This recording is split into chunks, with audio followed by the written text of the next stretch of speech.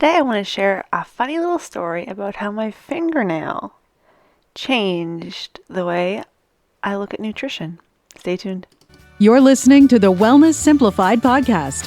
Simple wellness tips to help you improve your life without turning it upside down. With your host, award-winning fitness instructor, nutrition coach, and wellness expert, Susie Fevens. Thank you so much for tuning in. It is always a pleasure to have you. And if you would like to help support this podcast, I would love it if you would head over to welluniversity.ca. That is my virtual online studio where all of the things happen. So you can register for the Well You Light, which is a free program that gives you access to free Zumba, yoga, body sculpt, and all sorts of goodness. There is also a free Manage Your Mindset challenge there, as well as my paid classes, which you can sign up for just a single class for $5 or get a membership, join Recharged and Resilient, my 8-week program, or most recently added back onto the studio is the ability to apply to work with me one-on-one in personal coaching. And that's sort of the segue into today's episode and how a fingernail changed the way I look at nutrition, which might seem weird. I mean, it is kind of weird, but I want to explain it through, and hopefully it will be interesting to you as much as it was to me. So let's get right into it. For the longest time, I had taken the ability to work one-on-one with me in any type of coaching off of my offerings list, and there was a few reasons for that. The biggest one was I wanted to move away from the way that I was working with clients one-on-one in the past. In the past, if you wanted to work with me, it was through nutrition coaching, and it was one-on-one, and it was you tracking your food and me looking at it and making sure you were eating adequately and giving you feedback and all sorts of stuff like that. And I just didn't want to do that anymore. There was lots of reasons that played into it, but I felt like the reason I had gotten into that is because so many people are under eating and don't know that they're under eating, and I wanted to help empower them to know that you can eat food without worrying about any repercussions weight-wise, etc. But over the years, it had turned into people just wanted to lose weight, and I was tired of, being a part of that spiral, because why are we spending all of our lives trying to fit into a smaller package? Like, what is the purpose? It's just ridiculous. Anyway, I don't want to go too far down on that tangent. However, that was the reason I had taken it off my website. And then another reason why I hadn't brought it back, even though over the last couple of years, I've changed my mindset about a lot of things. A lot of things have changed thanks to the pandemic, good and bad, a lot bad, but some good. And I couldn't figure out how I wanted to go about coaching in a way that felt more authentic, and it felt more useful, and it felt supportive. I don't want to be anyone's babysitter. I don't want to go in multiple times a week and check to see if somebody's doing their exercises or eating a certain amount of food or doing any of that. I don't want to be anyone's babysitter. I don't want to be your accountability person. That is not what I'm interested in doing. I want to give you actual, tangible, useful things that you can implement immediately that is going to make a difference in your life and how you feel. That's what's important to me. And I've spent over a dozen years, acquiring knowledge and getting to a point where I have quite a bit of stuff crammed in this little head of mine, and I don't want to create a program that forces me to take that knowledge in a certain direction. I'm not sure if that makes sense, but I want people to be able to hire me and tell me this is what I'm having a problem with, and I can give them the information that is relative to that issue. So that's sort of what brings us to the fingernail, and more specifically my Ayurvedic training, which I haven't previously talked too much about. We have had a few episodes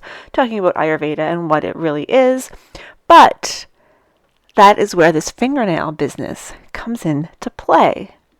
I don't feel that this is really the time and place to go in depth into Ayurveda and do its history justice, but in a nutshell, Ayurveda is the sister science to yoga. It has been practiced for thousands of years, and it is from Eastern medicine, obviously, because it is yoga's sister science. We know that comes from the East as well. Basically, very, very dumbed down, each person is a combination of 3 constitutions, three main constitutions that each of us has our own unique percentage of each of those three. So we might be like 45% one, 25% another, and then whatever the balance is of the third. So we all have all three, and we all have it in varying amounts. And in Ayurveda, what we do is we analyze where your natural constitution is, like what your natural breakdown of those numbers in those three constitutions is versus where you are right now. So in that previous example, you might have been 45, 25, and what's that? 40, 60, and 30. 45, 25, and 30. But through life, through the things that have happened to you, through the things that you've learned, through the things that you've done, through your choices in life and all of that, you might be living in a body that isn't 45, 25, 30. It may be more like 60, 20, 20. Just making numbers up here. The point being, you're out of what your body's natural balanced state is, your specific balanced state. And so through Ayurveda, we try to bring you back to what is your natural state. That's always kind of an evolving thing, but that is sort of the goal, is no two people are going to have the same recommendations because we're all unique beings. Okay, so some of the ways that we do that are by analyzing your tongue, eyes, your general body structure, analyzing fingernails, your pulse points. That's for more experienced practitioners than I, but all of these different things. So in training, it was all virtual because it was at the height of COVID 2020. So where in an in-person training, you would get to help analyze someone else in the room, but you were in a room by yourself. So you had to analyze yourself. And one of the things we had to do was analyze fingernails and looking at them, seeing any interesting characteristics, and referring to our books and our manuals to see what those things may mean. One of my digits, the thumb, had some interesting, when you analyzed it, both of my thumbs actually had this characteristic that was on my thumbnails and not on any other fingers. And it was something in the nail itself and the way it was growing. It had these little ridges, and I don't want you to start looking at your thumbs and assuming that what I'm saying is applying to you. Maybe it is, maybe it isn't, but I'm giving you just very, very general information. There's a lot more that goes into this than what I'm sharing. However, I had these bumps, and you could tell that they weren't from an injury. They weren't from me hitting my thumbnail on something and getting them injured. It was just the way they were growing. And when I looked into it, what that specific thing on my thumbnail meant is that I wasn't having enough healthy fats for my brain. And this is very interesting because at that point I was still tracking all of my foods. I was still making sure I had the right combination, quote unquote, right combination of carbs, fats, and proteins. But I was on what overall would be considered a lower fat side of things. Like, it wasn't low fat by any stretch of the imagination, but it was a lower fat than what my personal constitution should have. I am somebody who needs to have a bit more fat in their diet than maybe some other people. And I had learned this through this training and discovered that my natural constitution is one that requires more fat. And my thumbnail was indicative of that. Like, it was backing that up. So I made a few changes pretty quickly. I stopped when I went to McDonald's to get iced coffee. I used to always get just regular milk instead of cream. I just said, forget that. So I always get the cream if I get iced coffee, which isn't very often. Well, it's more often in the summer. But I stopped getting regular milk and went back to cream because it's a higher fat content. I started eating more dressing on my salads, and there was other reasons behind that as well, but that was part of it. I started putting more olive oil and avocado oil and stuff on my foods. I started eating more avocados again, doing all of these things, trying to find ways to have more nuts and seeds, because my stomach also doesn't particularly love nuts and seeds, so I have to be a little bit more careful there. But looking for ways to add more healthy fats into my diet, and guess what? My thumbnails still have a tiny bit of those little ridges in them, but it has dissipated by like 80 or 90%. It's so much smoother than they used to be. And that was the only real change I made, was increasing how much fat I was eating. And that absolutely blows my mind.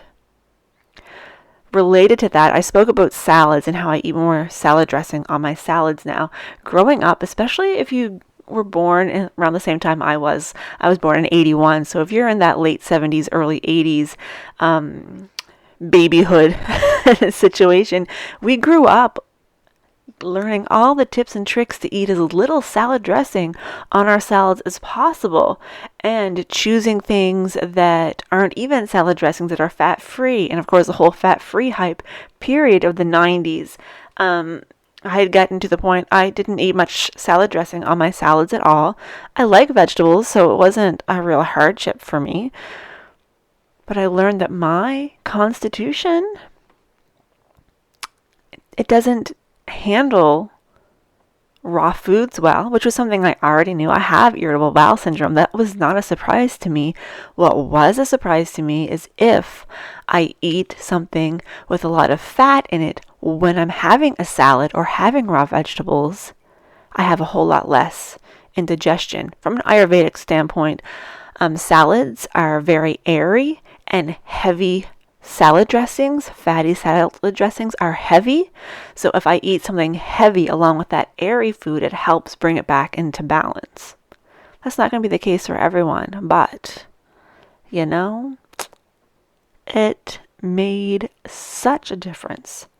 Such a difference. I used to get sick probably 3/4 of the time I ate salads because of the raw vegetables, and I still occasionally do, especially in late fall and early winter, when that's something that our body's digestive system is weakest during that time of the year anyway.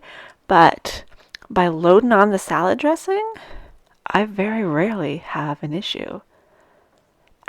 Again, blows my mind that by looking at, in this instance, my thumbnail, and learning more about my body's constitution through this ancient type of science, I started eating more fats, allowing myself to have all sorts of dressing on my salad, and a lot of the issues that I had disappeared. Isn't that crazy? I think that it's crazy. And this is stuff that you don't get in a diet. This is not something, you're not going to go on a cleanse and get this sort of information. This is sort of information that is individual to each person, that we have to go through a whole lot of questions to figure out what your situation is and what little changes will make the biggest impact. Those were so little, but made such an impact on my digestion and even my cognitive health, because having more brain fats, that's a terrible way of saying it, but more fats that specifically are good for the brain, I feel better. And what did I do? I stopped having milk in my coffee and went back to cream. At home, I still have milk because I don't buy cream. But if I get something out on the road, I will have the cream as it's made naturally. And well, it's not naturally made, but how they normally make it, as opposed to me substituting it for milk. I have more salad dressing on my salads. And I don't think twice about eating an entire avocado with my lunch. Like, one of my favorite lunches is a bagel with an entire avocado on top, topped with feta cheese, and have a little bit of cracked pepper on top. It's very delightful.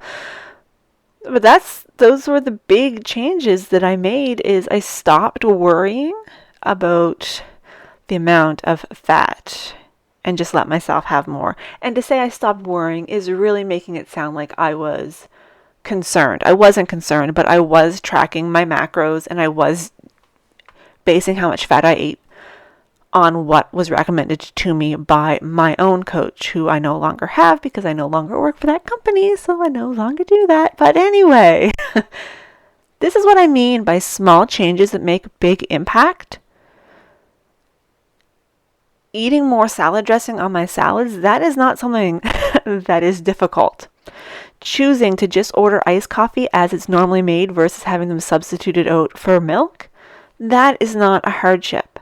You know, these are not difficult things, but they made a physical difference in how I feel. And that is why I really want to get back into doing some of this one-on-one coaching, because there's so many of those things out there. There's so many. I was just having a conversation yesterday with a friend, not a client, who we talked a few times about different health things, and they mentioned that they were having issues with nosebleeds this year. And I was like, girl, I have got the tips for you. I have got the tip for the reflexology point to stop a nosebleed so quickly, and I have the Ayurvedic tip to help prevent nosebleeds from happening to begin with. This is just a perfect example, because we weren't even talking about nosebleeds. We were just talking about weird oddities with our bodies and things that we've gone through. And she brought that up, and I was like, I can help you with those things immediately.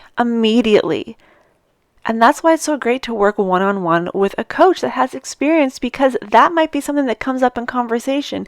You might be coming to me because you're having digestive issues and the topic of nosebleeds comes up, and I say, I can help you with that too.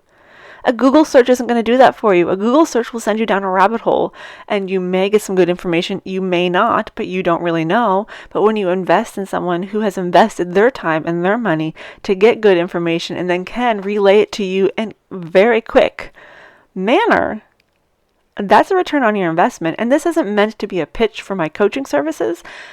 I mean, if you want me to coach you, I would be glad to do so. But that is not what this is about. This is just to show you that truly, you can make a huge impact on your life and how you feel quickly with the right advice. That's all I want you to take away from this, is sometimes it's the smallest thing that you don't even think about that can change everything.